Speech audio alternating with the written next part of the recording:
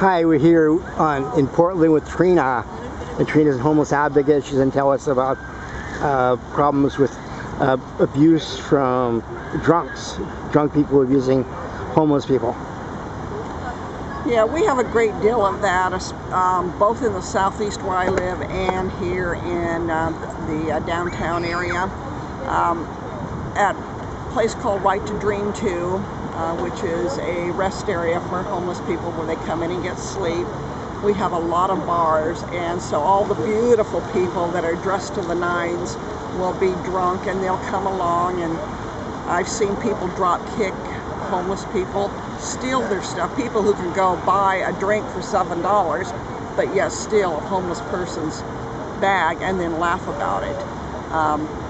We have seen them go by and slap them on the back of the head. We've chased them down the sidewalk. Unfortunately, a Right to Dream To has a policy you do not call the police, so we can try to handle it non-violently, but when you're dealing with drunks, it's almost impossible. Now, something more alarming that I see in the southeast, because the people over there are rural dwellers, forest dwellers, and they are what's called bum beaten.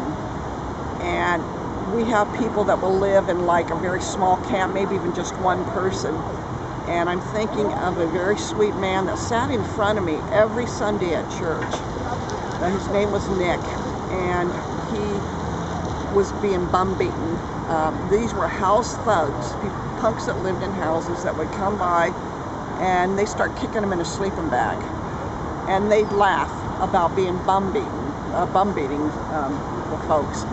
And Nick just had enough. It was so bad that he came to me begging me, please get me off the streets. He had became mentally ill over the time. I mean, the life will make you that way. You've got to come in sane. You don't always leave sane. And another homeless man actually wandered into his camp, and Nick was woken out of his sleep. He had a tire iron. He went after this guy to protect his belongings. The guy got away, called the police showed up. Nick he was so distressed. He had so much PTSD from being bum beaten that he raised it and went after the police officer, and the police officer had to shoot and kill. The police officer really had no choice. If you've ever seen a head that's been a tire iron has been used on, I have. It's not pretty. He really did not have any choice. But the whole thing is, if Nick could have been indoors, if he could have got the mental health treatment that he desperately needed, this could have been avoided. I had just made him an appointment with TPI, which is Transition Projects in downtown Portland, and it was just, he was less than a couple days away from going in and seeing about housing, getting into something, because he could not take the streets anymore. And now he is a 30-something-year-old that's dead. And these are not unusual stories.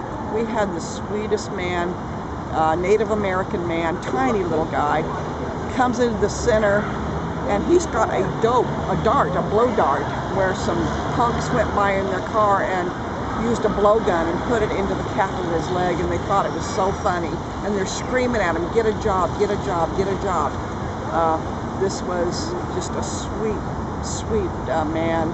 I was fortunately able to get him off the streets, but there's 1,000 stories to back that up of the abuse that our citizens. These are the citizens of the state of Oregon.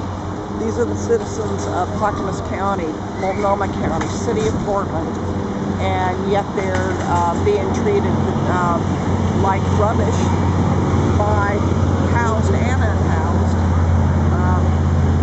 We have predators out there, which I call them the predatory element. These are the worst of the worst. These are the ones that get the headlines for the homeless, but yet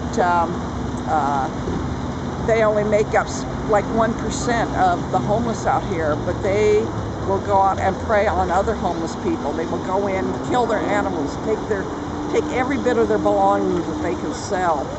And unfortunately, some of them are so vicious that they'll walk right into a camp with people there and go into their tent and grab anything that's of any value. And then they'll come out and say, you want to do something about it? Well, people are so afraid of them because these people carry weapons.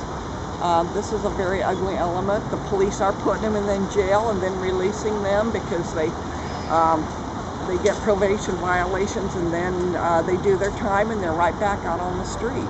I have a stalker who I had made life pretty rough for because he was beating on women, the homeless women, even sexually assaulting them. And he turned around and he goes to jail about every 3 weeks. He'll spend 3 weeks in jail and then get out again and victimize somebody else. And our jurisprudence system apparently is not able to keep the folks in where they belong. And those people truly do need to be incarcerated, but yet they're out victimizing the homeless who are getting thrown in jail or told to move on, or being, the resources, the economy of what is going on is just shameful.